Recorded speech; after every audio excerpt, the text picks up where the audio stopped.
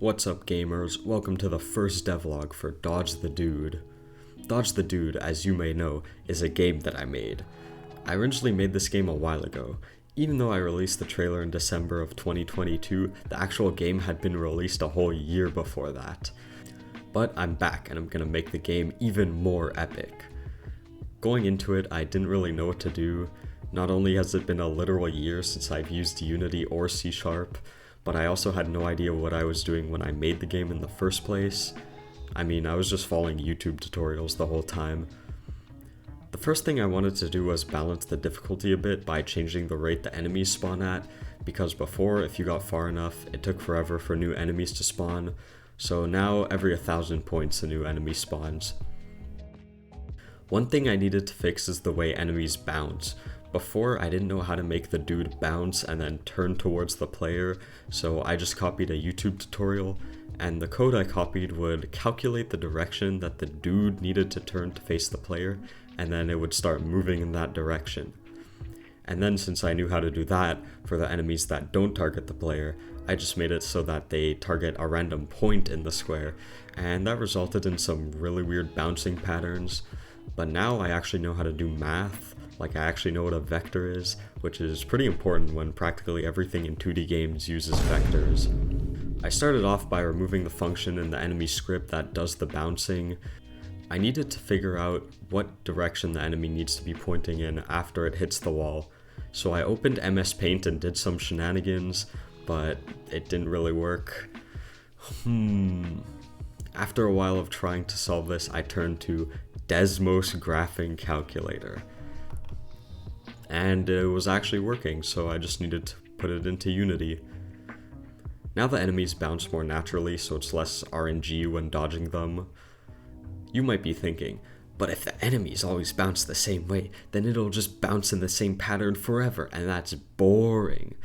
Which is why, not only do the enemies spawn with a random angle, but I also added a little randomness, a little unpredictability, a little chaos, if you will. See this offset? This makes it so that the angle will be slightly off when it bounces. But if it's so small, will it really make a difference? Okay, look at this video. It's 3 double pendulums stacked on top of each other. They all have slightly different starting positions. And as the simulation runs, you can see how, although they seem to follow the same paths, they quickly become chaotic. Seeing this gave me an idea. What if I made a game mode, where instead of spawning enemies over time like usual, it just spawned a bunch of them at once, pointing in the same direction. So although it would be easy at first, the game would soon devolve into chaos.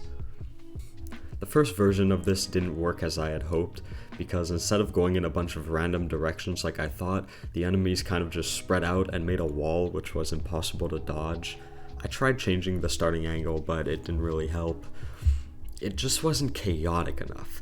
I wondered, how do I make it more chaotic? I needed to think outside the box. Literally, make the area a circle. When I made the arena a circle, the bounces became a lot more random. I also removed the shield pickup because I didn't want to mess with the directions the enemies bounce in this game mode, because it kind of defeats the point. So if you see a shield, don't get too excited, it's just a health upgrade in disguise. So without further ado, the new game mode, Chaos Mode. Another thing I was going to do was improve the UI, because I found it annoying how you can't check the leaderboard before you submit your score, but when I tried adding that in, nothing was working properly because my original code was not designed well for adding more features like that. So I just didn't bother. It's really not that important. UI is boring. Gaming is what's important.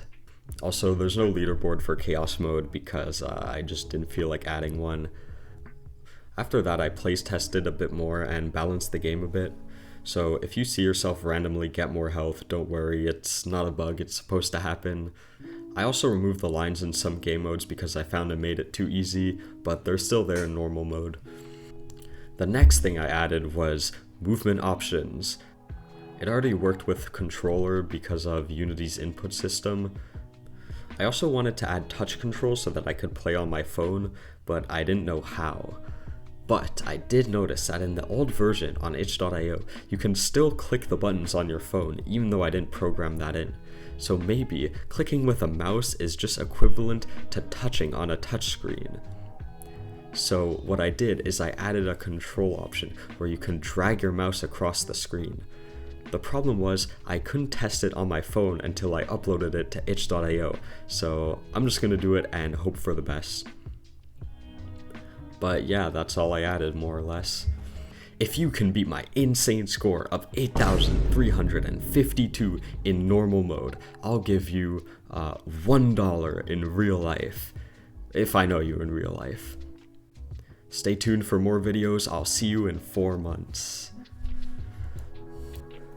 Yo, alright, so I just uploaded it to itch.io. There were some issues, but it works now.